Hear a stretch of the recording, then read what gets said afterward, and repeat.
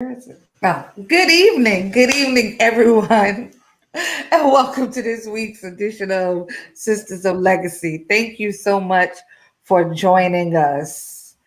We are going to do our intro and we will return shortly. Where is it?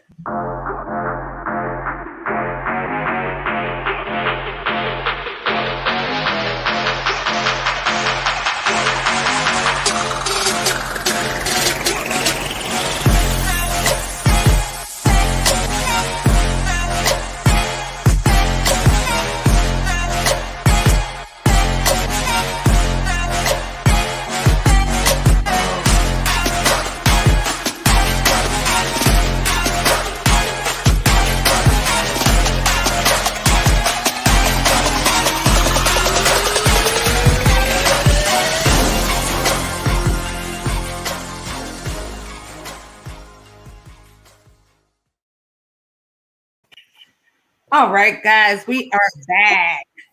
So this week I have all of my co-hosts. Yay! Because last week it was just me and the lovely Shanetta McNair. Shanetta, just wave. All right, so returning after her week of vacay is the lovely Katrina Taylor Good evening. and Tangela supporting the hat movement for the night. Hello, everyone. Hey, Lisa, thanks for joining us. So ladies, not last week because it was just us two holding it down. The week before we talked about self-sabotaging behaviors. Um, and we did a quiz, and I'm actually going to put the link up just in case someone. Oh, it is on the bottom. Okay, so that's the link to the quiz that we did down below. And I wanted to come back and not just tell you how to identify or how you can identify those behaviors but and habits, but we wanted to kind of maybe give you some tips, personal or that we found online, to help you kind of combat, self-sabotaging habits and also self-doubt. Um, so, ladies, you guys want to start off? Shanetta, you look nice and smiley. so I grabbed my notebook really quick because I wrote down something that the quiz had said when we finished. Okay. And one of the key things that the quiz said was self-love. And I think that's super important when we sabotage ourselves or when we do things that are kind of self-destructive to ourselves. I think it's because we kind of doubt ourselves, or we're too critical of ourselves, or we're too hard on ourselves. So I think being confident in who you are and loving yourself and accepting yourself as you are, I think is a way to kind of pull yourself out of self-sabotaging habits. So let me ask you a question. You said being confident in who you are. What does that look like in real life? Like what does that mean? Like, make that simple as possible. For me, I think confidence is it's not that you don't question whether or not something is okay that you do or the way you look, or it's just being comfortable with it. Like if I am, in some jeans and a t-shirt, or if I am in a fancy, ball gown, whatever I'm wearing, I'm comfortable in it. If I'm wearing a pair of leggings and, a t-shirt, I'm comfortable in who I am, and I'm not second guessing like, oh, well, do I look okay? Do I smell okay? Like everything you do, like you just have confidence. I'm not saying go out here and just like be like unclean and then walk around with this unclean confidence. I'm saying handle your business and then be confident as you go out and about. So like just not questioning everything you do and everything that you are, being okay with what you have become and who you are, and knowing that I might be working on something, but I like me. So liking yourself enough to say, like I would be friends with me. If nobody else wants to be friends with me, I have a friend in me. Okay. Toy Story. Right. So just kind of, being comfortable in your own skin and being feeling like you're enough and not feeling like you have to constantly second guess or check yourself about every single thing. Um accepting who you are. Okay, and give us a few tips on self-love. What does that look like for you? I think it's the same. That confidence and just like taking care of me enough to see about my own heart and to make sure that I'm seeking things that kind of make me happy and make me comfortable. A lot of times I think as moms, as wives, as we're somebody's employee, sometimes we get caught up into the pleasing act of pleasing everybody else, but we forget to turn around and like take care of me. And that may look different for every person, but for me personally, self-love is truly me saying, I like myself, I'm comfortable with me, and I'm gonna just do something for me. Every once in a while, my husband says I have a Amazon issue. And I kind of do. I'm not gonna pretend like I don't. I kind of do have an issue with Amazon. We have this real good tight relationship. But most of the time, everything I order off of Amazon is not even for me. It's for everybody else and for the household and all that kind of stuff. So every once in a while, I just do something that's just mine and just for me. And it's just kind of like I gift myself with something for me. So if it means that I have to buy myself, a t-shirt or a new mask because I wear my mask and I have a bunch of them. I'm just gonna do it. And like I'm just gonna, if I want to spend $15 on myself, I'm not super expensive, so I'm not the type that has, I gotta spend $150 on me, no. But I will say part of my self-love routine for me is my routine of getting my hair done. That's Okay. like I'm not gonna compromise it. It's gonna take it really takes an act of God for me to be like, I'm not going to get my hair done. Like seriously, like it's just gonna have to be like something has to happen. I was willing to give up my hair appointment last weekend for my niece because she was having a hair crisis and she needed to go see my hairdresser. And I was like, ooh, she coming up to that first week of high school, she got to get her hair done. And I was like, I will give her my hair appointment if need be. And my sister was like, what? I was like, I will give her my hair appointment this one time if she must go. But we didn't need it. So thank God, worked out. The Lord knew my heart. It all worked out. But that's a part of my self-love routine is like that's my expensive thing, my hair. But everything else is just like little stuff. Like, I mean, self-love for me is like I gotta go get my Chick-fil-A, because I gotta be happy today. You don't want me to have a bad day, do you? So like let me start the day off right. Gotta get Chick-fil-A. So those are my habits of self-love. Okay. That's what I do. All right. And Trina? I think as far as like I kind of deal with self-doubt sometimes. Okay. So for me, I think sometimes I start to I know that I have to talk to myself. So, the song sometimes you have to encourage yourself. Right.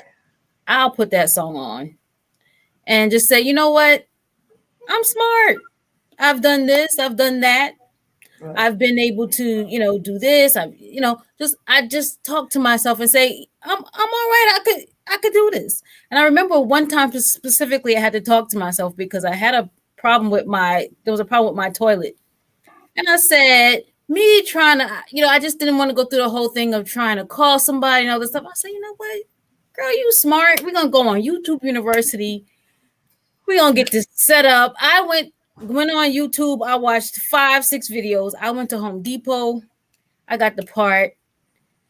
I fixed it myself. And I was All like, right. see what I'm saying? I'm smart.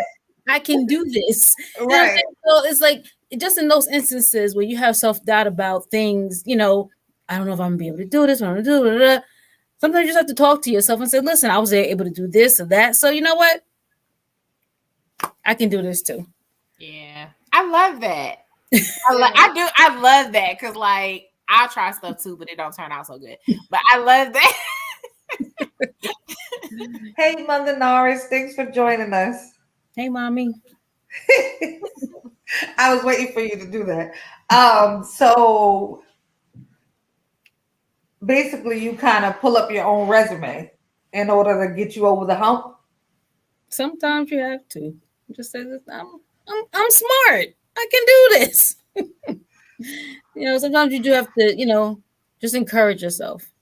And as far as self love, I think it's the pedicure for me. Okay. Sometimes I just have to have a pedicure, even in the winter time. It's like, let me get my pedicure. It's something about a winter pedicure. And you just going out in the cold with flip flops just for that pedicure is great. Okay. Well, that is definitely a different tip. We don't get too much cold down here. Well, Well, considering me, I'm from a New Yorker. They probably feel different, but yeah. Well, I'll let them tell it. So, Tangela, I wanted to kind of comment on um, something that you said, Shanetta, that I think is important to stopping the self sabotage. It's possible to work on yourself and still love yourself and Mhm. understand that there are things that you may want to enhance um, or change or anything like that. So I think that's one way to kind of stop the self sabotage is understanding that we are human, and as long as we live, we have opportunities. So for me, overcoming the need to feel like everything has to be perfect Yes. has been sabotaging. If I could be honest, and I will hide behind that, behind, well, I'm a perfectionist. I want it to be right and things like that. But it was really a mask to say I'm scared, don't know if I'm qualified, I don't want to look crazy. And sometimes, I was the type I want everything in a row. I want all my ducks in a row. But sometimes you just gotta grab them jokers and make yeah. a run for it and sort them out when you get across the street. But I was holding myself back because I was saying I don't have this, I don't have that, I'm not this, I'm not that, and measuring myself against what this perfect you know idea in my mind, when that may not even be a reality, nor is it a requirement.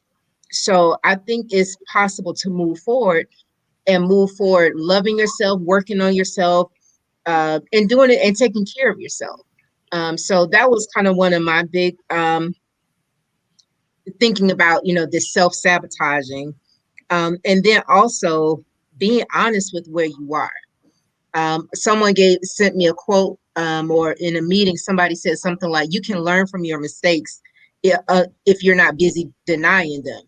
right? And be honest with this is where I am, and learning from those instead of using that as a way to kind of cripple you, to say, well, I didn't do that, or make excuses for it. So, um, yeah, it can be interesting, the work that we do on ourselves.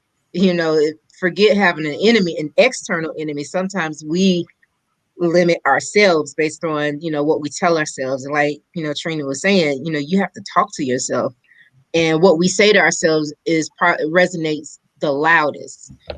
So I'm learning. I'll be honest. I'm learning how to speak better to myself and how to be kinder to myself. Right. Right. So Tangela, do you feel like maybe you are measuring yourself against, like, could it be like another person, or is it just like an unrealistic standard? Um, Maybe a little bit of both. Okay. And I'm kind of, if I'm doing something, I already have a snapshot in my head as to how the ultimate goal of what that looks like. So anything outside of that looks like, it's all right.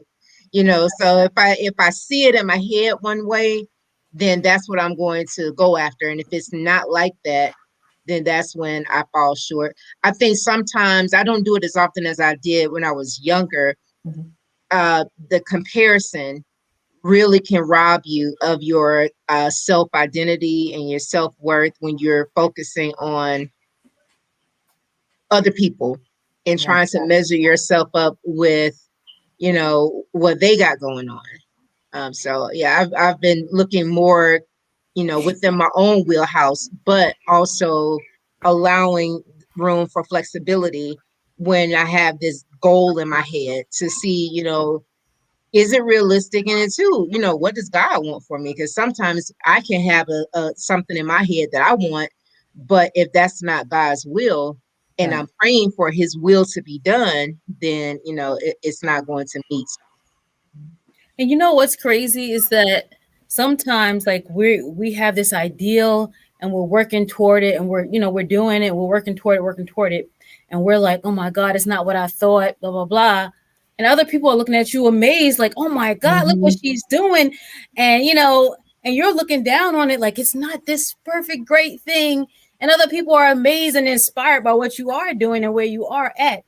And for me, that's amazing to me because I'm like, oh my God, I'm over here struggling. People are like, oh my God, you did such a great job. And I'm like, what? Where? I'm not Yeah. there yet.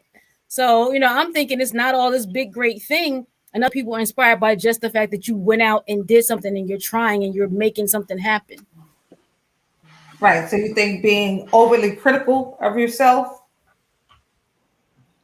I mean, sometimes it's overly critical, and sometimes it's just that you have, like Tangela was saying, you have this ideal of where you want things to be and how you want it to be so perfect, and you have this ideal that you sometimes don't see your own progress. I think. Mm. I've done that, being transparent with the girls. There's been some days I'm like, I am a hot mess of a mama. And I get so down on myself because I'm like, did I read her a bedtime story? Did I yell too much? Did I do this? Did I do that? And then someone that's then like my mom will say, she'll give me a compliment. And to me personally, that's like the biggest compliment I can get, especially from another mother to say, I love how you are with your girls. I think they're, happy, healthy, respectful, and I just love, you are. So, it's funny that you mentioned that because sometimes, we get, we look at ourselves, we're our own worst critics, but in reality, and I think that's something to say, by the grace of God, that He's able to take, what I think is a hot mess, and and bless somebody, or someone can see, Him glorified through it. Yes. Yes. I have to So say that I've Tangela over the years, I felt the exact same way. I'm like, I'm over here just winging it with these kids. I hope I'm not breaking people and ruining I'm lives and telling you. Right. Right. just tearing up my little part of the world. Like, and like, I'll literally look at my kids sometimes and be like, who is raising y'all? Like, in the world. And then turn around and get to church and somebody be like, oh my God, you're doing a good job with them kids. And I'm like, where? Have Where? you met them? Exactly. Right. My kids. Right. The ones I'm raising? Are you Right. sure? Okay. Hmm. Or a so teacher at school will say something and I'm like, we talking about the same kid? And they're like, they're so respectful, so polite. Yeah. Like, okay, maybe I'm not in their lives. Right. Maybe I'm doing okay. so that brings me to my to another question I have for you ladies. So do you find like in yourself that you often, I don't know, kind of downplay a compliment? Like you said, like somebody come and say, "Oh, you're doing a good job with your kids." Are you able to receive that, or do you feel the need to say, "Oh, well, you should have seen them at home because they wasn't cleaning up"? Like, So that's a good point because I found myself doing that often. I have to catch myself. It's hard for me to sometimes accept compliments. Even if someone say, you look nice today, then it's like, oh well, I just, as I said, just threw this on, or you instead of just saying thank you. Mm-hmm. It is hard for me to accept compliments. and have you ever thought about why that is though? Like, have you ever realized kind of that's what you've done and kind of played it out in your head and thought about it, or is it just something you notice in passing? I haven't really thought about it because I think again that that goes back to that perfect Wonder Woman that I have created in my head. So when someone says, oh, you did X well, I'm comparing it to, what I thought it should be. I'm like, it's not all that. Yeah. For me, I Okay. think it's always been just not wanting the attention, not wanting to be Mhm. in the limelight, not wanting to be the central.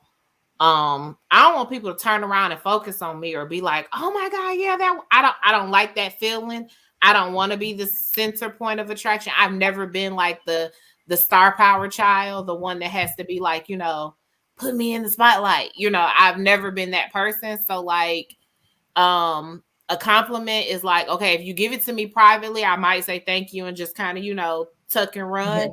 But if you're like trying to give it to me openly, I'm usually gonna act like I don't know the person you're talking about, probably. So, like, if they say, oh, well, Shanetta, you did a good job, and people start clapping, I'm gonna clap with you. Like, where's she at? If I don't go ahead and look around, like, where's she at? Like, but I just it's not the most comfortable feeling for me. To be in that place. And I'm also a team player. So like if other people helped me or if other people were a part of it, I don't want you to thank me or to compliment me when it was a few of us that, that did it. So I'll probably downplay my part to make sure that I contribute to the people who did also participate in something.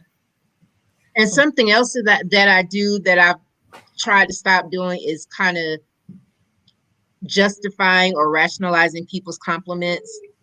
Like if they say you did such a good job doing this, I'll try to, rationalize, oh, well, they're saying this because of this, or they really don't mean it. They're trying to throw me a bone, and I'll downplay even their compliment. And I don't know why I do that. I don't know why, if someone say you did a good, it's hard to say thank you. Yes, I did.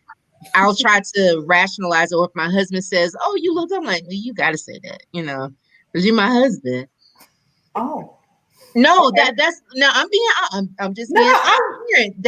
I Those are the thoughts that comes through my head. So when he says stuff like that, then I'm usually like, well, you got to say that, or you're saying that because you're my husband. I think a part of it too is that we've been taught as Christians extremely kind of like driven into us a whole lot to be humble Humility. and to kind of like, I mean, you have to, so like it we then take it and it applies to almost everything we do, and it's just kind of like you don't want to get too haughty, you don't want to get too high and mighty and built up like, yeah, I did do a good job, I did that. Like we just yes, he does know how to say we just kind of we bow our heads and we just kind of we're like, to God be the glory. And Yes. we to God be the glory it off, and we don't know how to just be in it and realize you did a good job, and you should definitely, like accept that good job. And it's funny you mentioned that because I also had I was talking to a manager. I took one of those assessment, like this assessment, and it said something around assertiveness or really kind of championing yourself. And he and I talked about it because he's a believer too, and he mentioned the same thing. He said, well, Christians in the workplace, a lot of times we take that, that humble attitude into work, and then sometimes it's kind of hard to understand how to flex in and out of, when is it being humble, when is it being assertive, when is it, when you need to, pull certain levers in certain situations. So I think you're right. As Christians and sometimes as Christian women, we're kind of taught to I don't say think low, but there are certain scriptures I think we may take out of context, like, thinking more highly of yourself than you ought, don't be high minded. But at the same time, the Bible says we're fearfully and wonderfully made. So, how do I flex into and not do too much of, but at the same time, knowing how to take a compliment? Okay, so hold on because we're getting some comments. So Ephraim, he said, is the intentional compliment different depending on the person? I don't know what he meant. I'm not sure about that So, are one. you saying if depending on Who who gives is it to giving the you? compliment? Yeah. Okay. And then he had another question. Do you ever give yourself a compliment? How well do you receive praise and encouragement from yourself? Right. Like, so like when when you in there getting dressed and you don't put on your makeup and you got on your shades and you in the mirror, I know you be like, girl, you cute today. And then you'll walk right out the door and somebody say you cute. You say, oh, okay. How does that work? Because I know, listen, I'm a woman. We all women. There's some times when you know you cute, child. Nobody can tell you don't bought this dress, got the matching shoes, the earrings, all of that. You look in the mirror, you like, yeah, girl, you doing it today. And then you walk right out the door, and somebody else tell you the exact same thing, and you say, oh, it's just something I had in the closet. What's the difference? Where does the rubber meet the road in that scenario?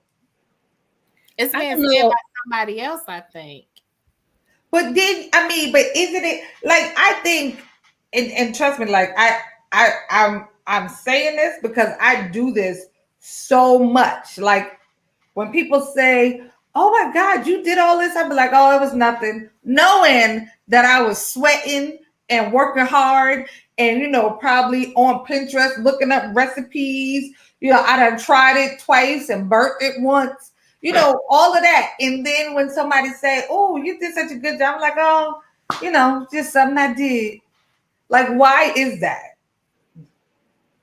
I think sometimes though you like you have I have problems taking credit for something I did. Like like you were talking about somebody giving a compliment about raising your kids Right. well or whatever. And people will say that to me. And I have a problem kind of in that situation taking credit for it because I'm like, yeah, I didn't have a lot of hand in that. I feel like it was God help me because I feel like I'm by myself. So I can't really take the credit for how they turned out so much. Because I feel like you said, like sometimes I feel like I'm not making the right decisions. I don't know if I'm making the right decision. I'm always like, Lord, am I doing this right? I don't know. And so when they turn out good, despite me being confused about it, or I don't know, Lord. And then they turn out good. I'm like, well, I don't even know what I did. I don't even know what I did. They just turned out good. It must be the Lord. You know Yeah, but isn't what it I'm okay? saying? But So you were talking about being confident in who you are, like in the broader spectrum, right? If you put it all together, isn't that all a part of being confident in who you are? I mean, think about. Hold on, wait. It's like almost a two part. Like because think about it, right? Like God speaks. God speaks. I believe in my mind, God speaks to everybody. Unbelievers, they just don't know the voice or they don't they say, oh, intuition or something told me. I believe the spirit speaks and people, if you're a believer, you hear it differently. But there are people that hear things and they still don't do it. I mean, yes, God gives us, the know-how and the wisdom to do some things, but he also gives us free will. So I kind of think of it as you always have a choice. So when somebody said, "Girl, you did a good job with your kids," I mean, like I think about you. Like you said, it's just you. You're a single mother. Yes, God has strengthened you and given you the wisdom, but you did it. Every day you got up and you did it. Even if you did it wrong in somebody else's eyes, you did it. And I think sometimes we don't really think about the magnitude of, we really did it. Every day you got up and you got in the game. Some people in your situation, they don't get in the game.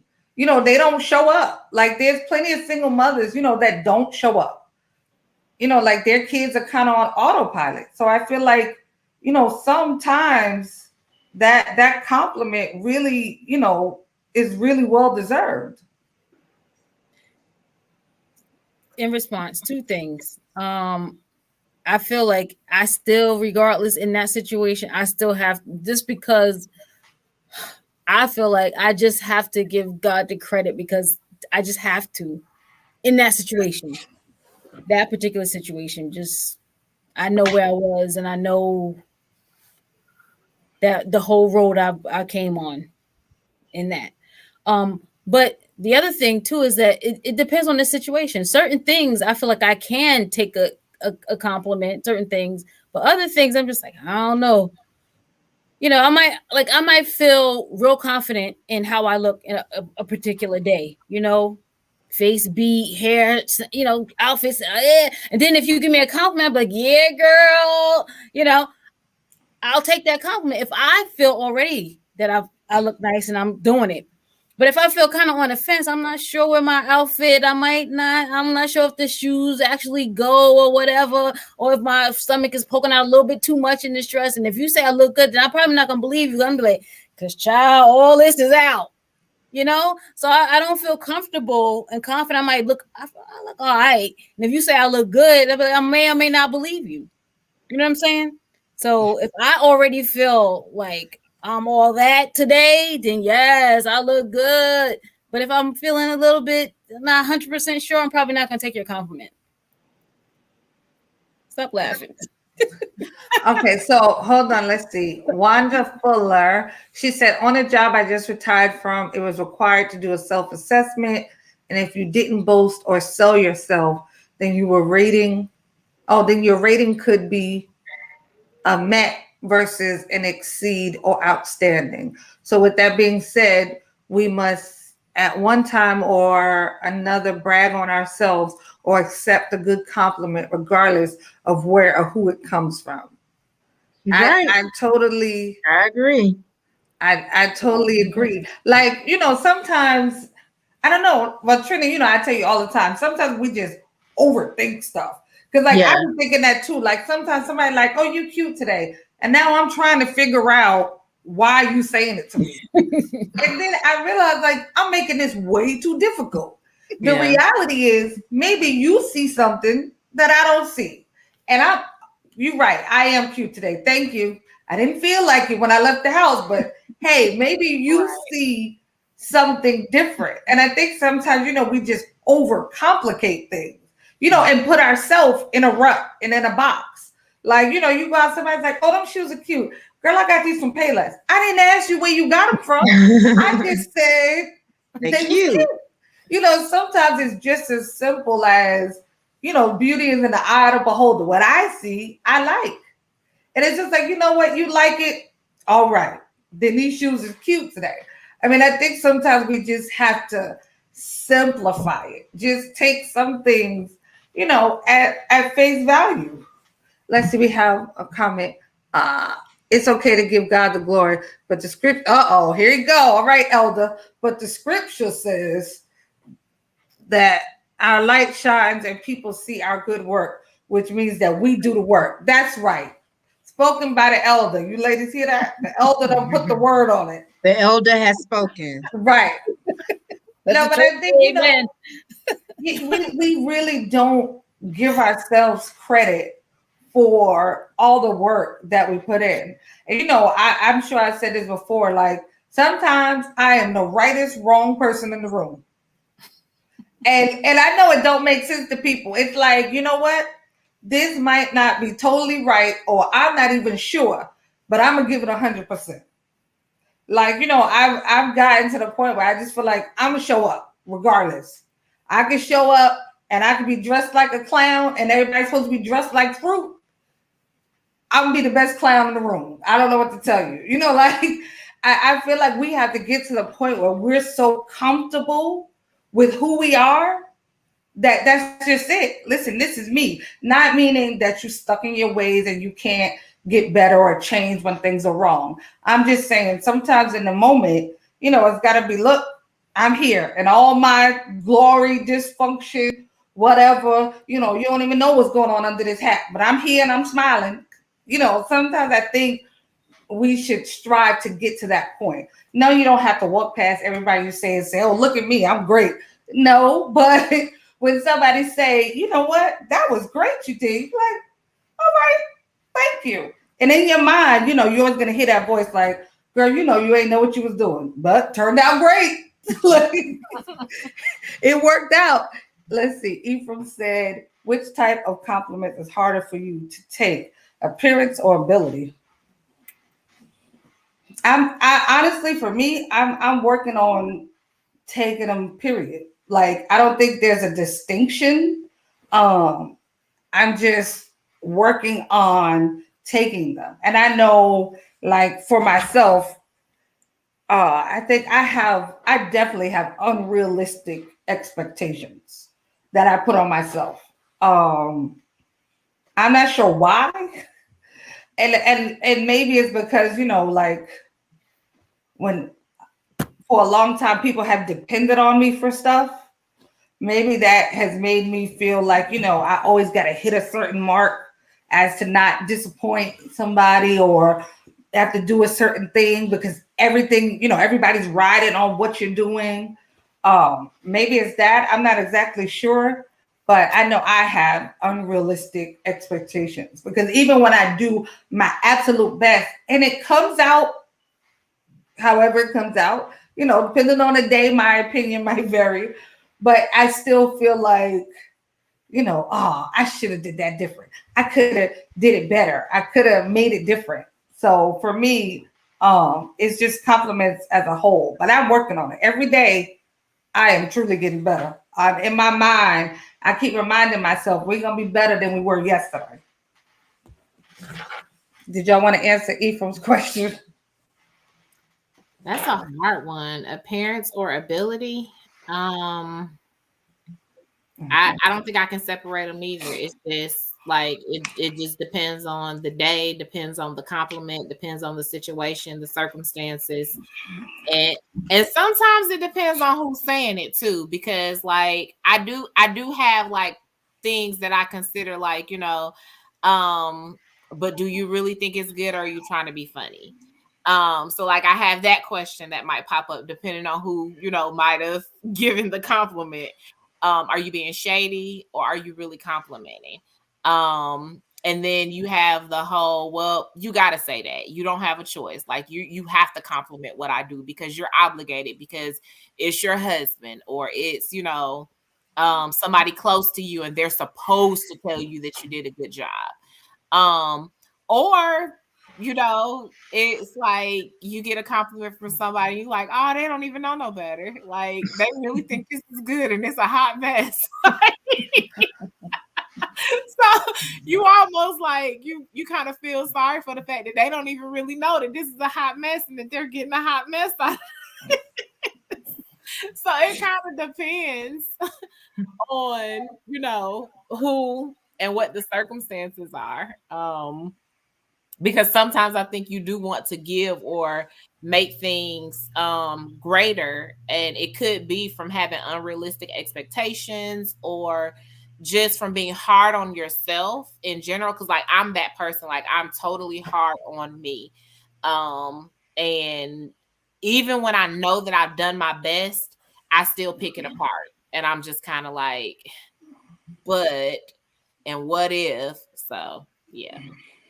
For me, it's not either appearance or necessary ability. It's harder for me to take compliments in areas that I'm hardest on myself about. Right. Right. So I think that's where, if it's something that, not to say I don't care about, then it's like, oh, okay, thank you. But if it's something that has been a focus for me, I get more sensitive about it. And I'm critiquing the compliment, like you said, like, now don't hurt me now. Did you really mean it? Were you just saying it? Or are you saying it because of this? But if it's something that, is really, like I said, when my mom gives me compliments on my mothering, that's the biggest compliment I can get to me, because that's the area that I think I may be hardest on myself.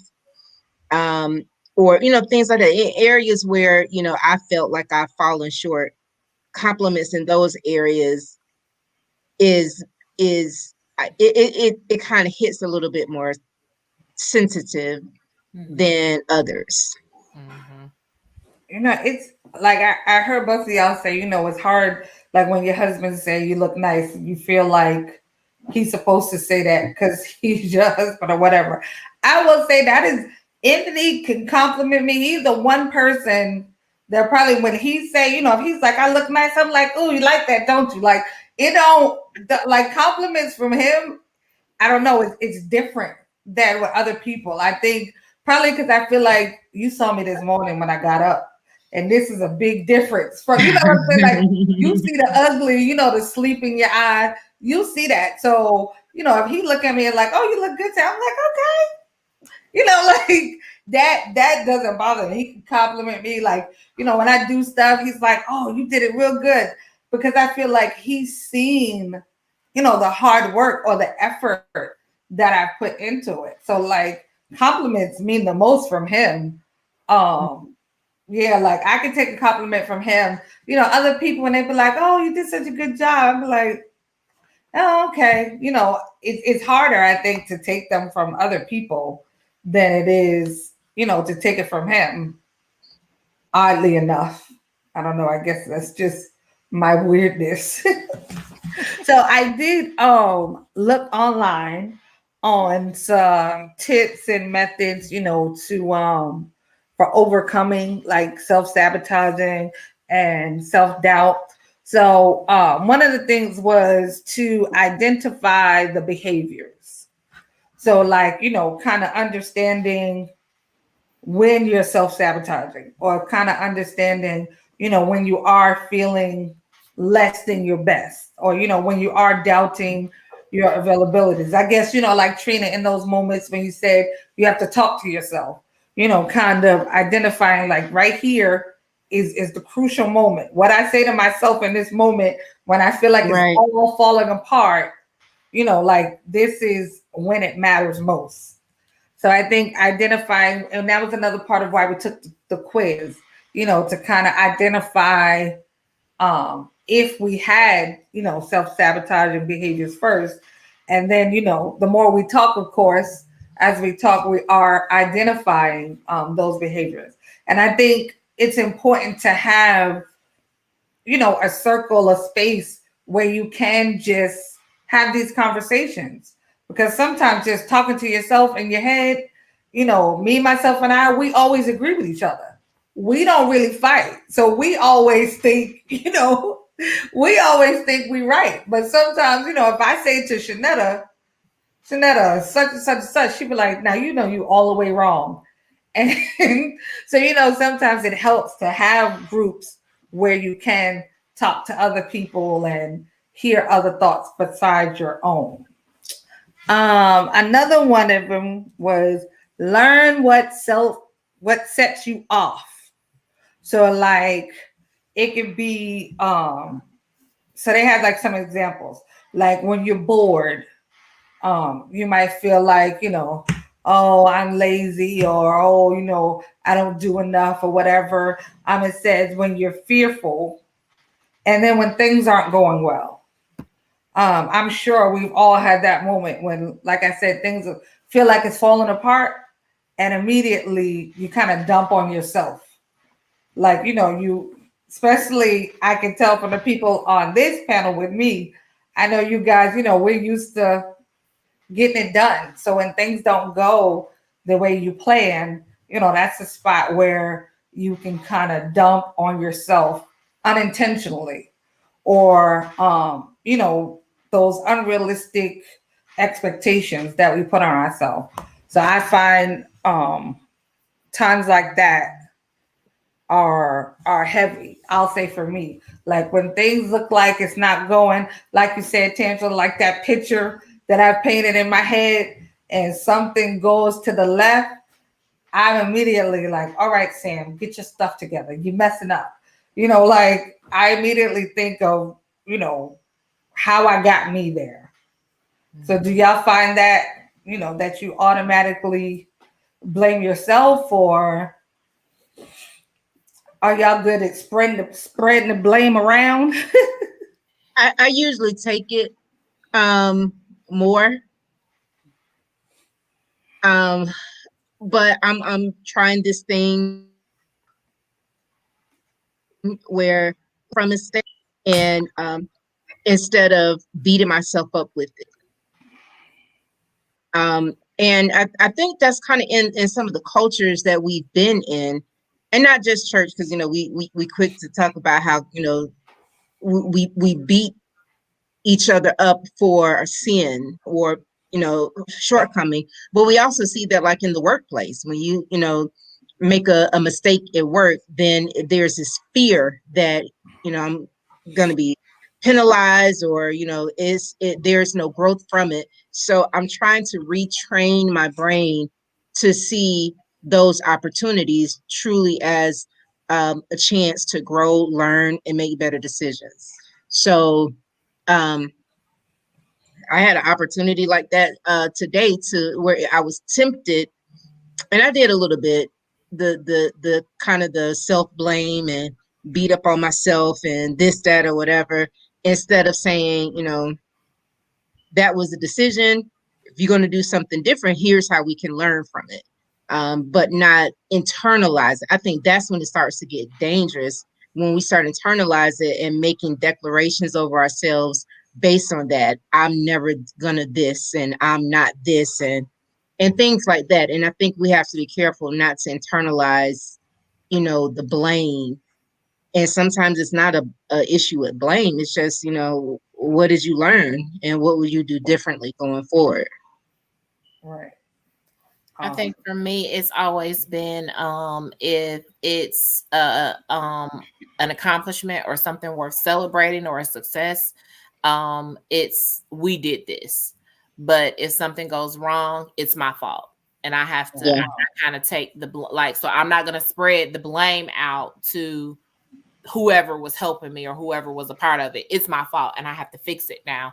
But if it goes well, whether you We did it. 2% or whether you put in 18% or 99% of the work, it's going to be a we did this if we succeed. But if we fail, it's on me. wow. Okay. So another one of the tips was practice getting comfortable with failure.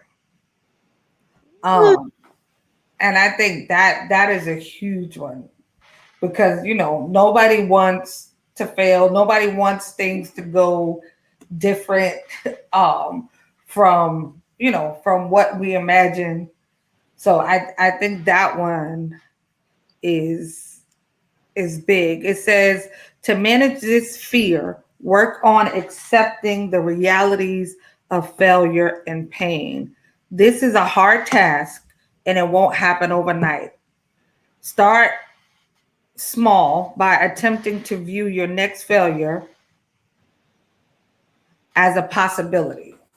So it's kind of like, I think somebody said, like, when things go wrong, kind of looking at what you can learn from the situation. Yeah.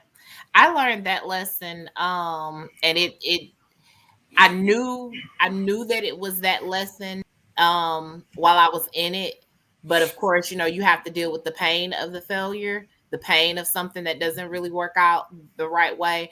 But it was like, okay, well, this is just an opportunity to do what's next. This is an opportunity to do what where we should be moving to next, to go forth with whatever comes after this, because there has to be something after this, because clearly I didn't die. So like there has to be something after this. Right. And like you said, clearly you didn't die. She said comfortable with failure equals lazy. I'm not sure what you I mean. think she's I don't asking think the question like, do we think that it's lazy when do no, is I don't think well, okay, so comfortable with failure and comfortable in failure, I think is two different different things. things? So it's kind of like comfortable with failure. I think of it in terms of, at some point we're all gonna fall down. Mhm. Hmm. The important thing is not to stay there. Yeah. Right. When you just lay there and wallow, that's where the lazy and comfortable in failure comes in. Or when you're not Hmm. trying, when you're not putting forth the effort. Right. So yeah, Hmm. like you're not even trying to get up. You just gonna lay there. Yeah. Like that's when I That's think true. I think the comfortable with failure is just having the mindset that, you know what, I may fail at some point. That's really what Right. it means. It means that it's going to come a time where things are not going to go. So just having that mindset going in, Right. that's what comfortable with failure means. I think from what you read, that you have to go in saying, you know what, at some point I may fail or it might not work out. And if you go in with that, and you're prepared for what am I going to do or how am I going to learn from it, then you're not shocked. Oh my God, and you off jumping off a bridge when you know what I mean. Right. You're Right. just comfortable with knowing that things may not work out as planned. And that doesn't mean you are a failure. Right. Right. It's comfortable, learning the lessons that failure can bring. I know for me, I tend to learn more from those moments where it didn't work versus the ones when it did.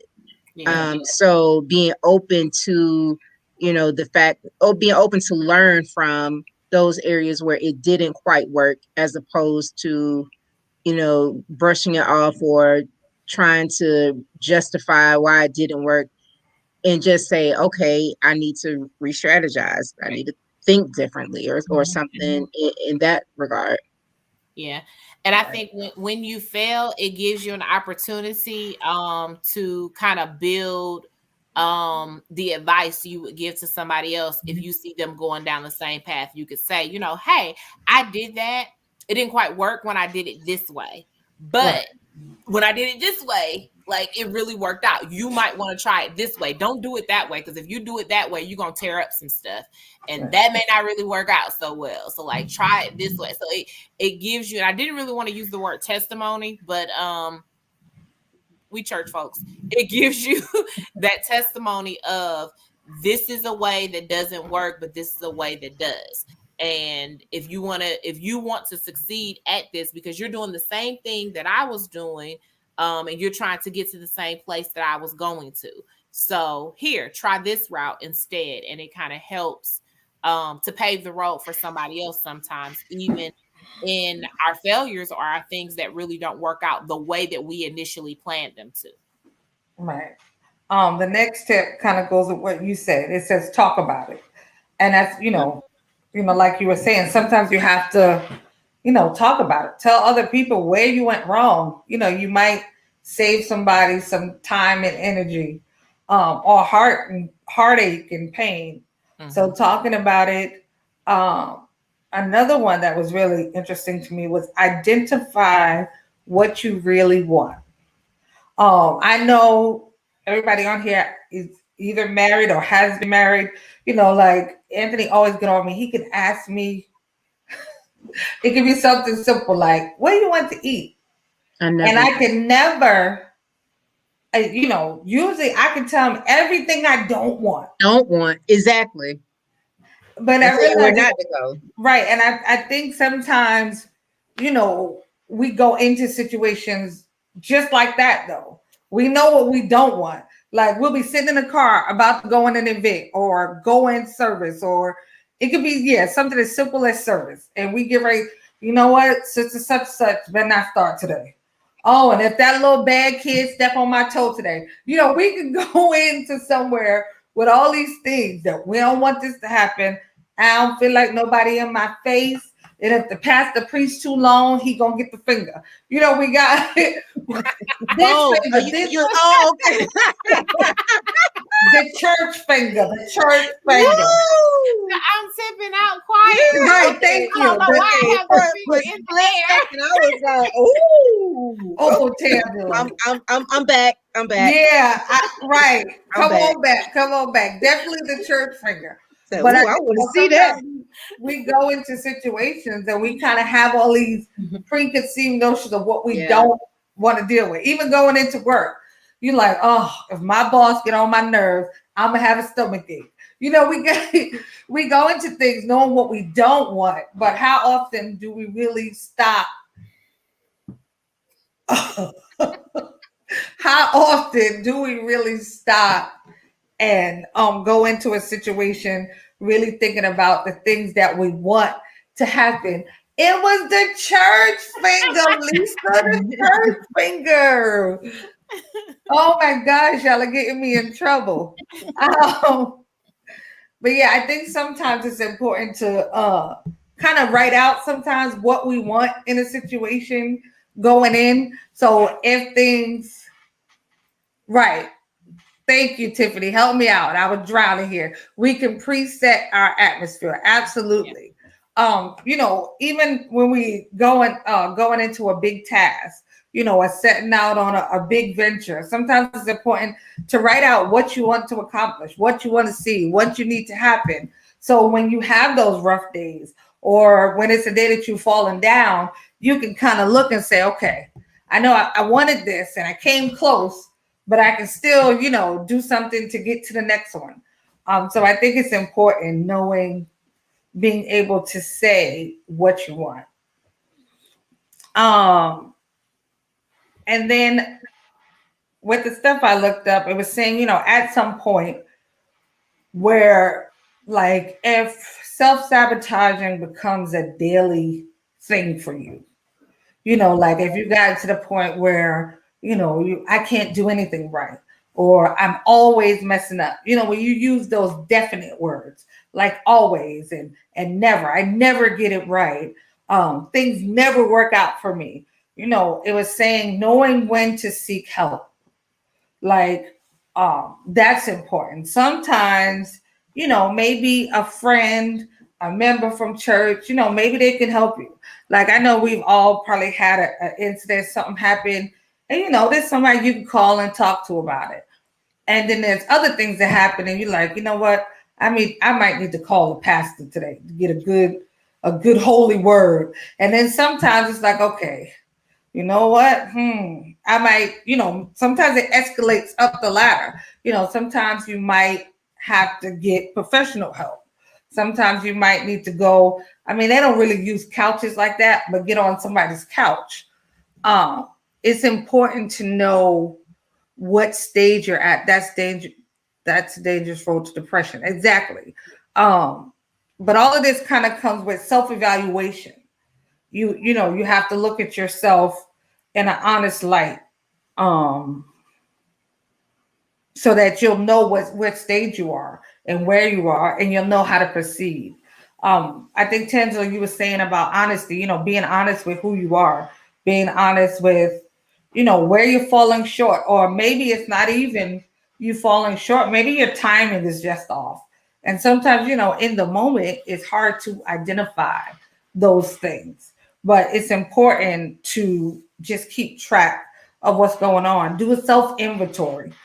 Now, we talked about self love. Like, Trina, if you get to a point where your winter pedicure, try 3 times to go get a pedicure, and you don't got 3 of them, your feet is cute, but it just ain't working.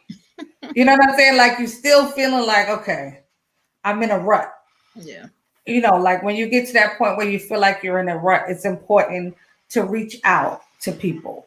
Um, start somewhere. And maybe you might reach out to one person. It's like, okay, that didn't help. Escalate it. Go up the ladder. Who's the next person, that you can reach out to? I think those things are extremely important. And of course, all of that plays into um I don't know, something happened. All of that plays into your community, your village, who you have in your village. I heard somebody say once, like, if you're the smartest person in the room, you might want to find another room. Right. And I mean, as self-centered as that sounds, it's very profound though, because if everybody in the room is looking to you, who are you looking to? Yep.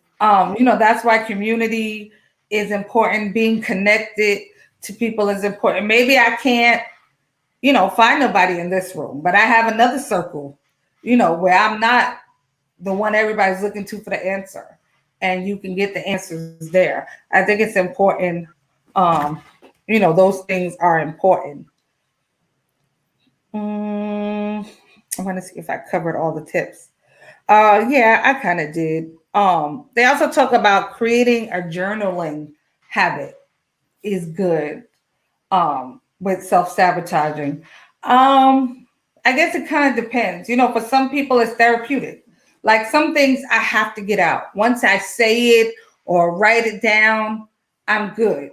I can process it in my mind and I can move on. So journaling might be a good idea, um, for some people. Have you guys ever tried that? Have you guys ever done any journaling? I currently do it. Okay. One practice, and I do it two different ways. Like I have Okay. notebooks where I like physically write things down, and then because I'm on the go a lot, sometimes I can't get to the notebook, so I have one in my notes in my phone. It's a locked note, so like Okay. random if somebody randomly gets in my phone, they still can't get into that note.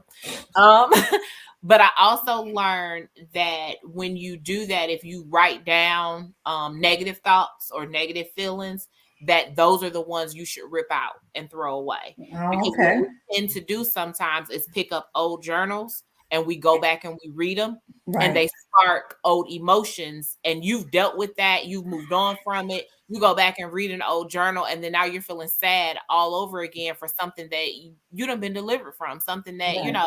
you don't have to go through that anymore, but you're feeling it because you're feeling the words that you wrote, because you can Right. feel the emotion that you put into what you wrote. So if it's positive, if it's uplifting, you keep those pages, but if it's negative, you delete those pages. When you're done with it, be done with it and delete those pages, throw those pages away, ball them up, rip them up, whatever you got to do with them to kind of be done with it. Hmm. It's a good tip. I never thought about that. That is definitely a good tip. Trina, have you ever done journaling? How has it worked, or what's your? I have. It's definitely is. It's sometimes you just have a get to a place where you feel like you say, you need to get it out, and so sometimes that's just one of the ways I just write when I need to. Um, yeah. So sometimes that's just one of the ways that you can get it out is by writing it down, and it's definitely helpful. Okay. And Tangela, you as well?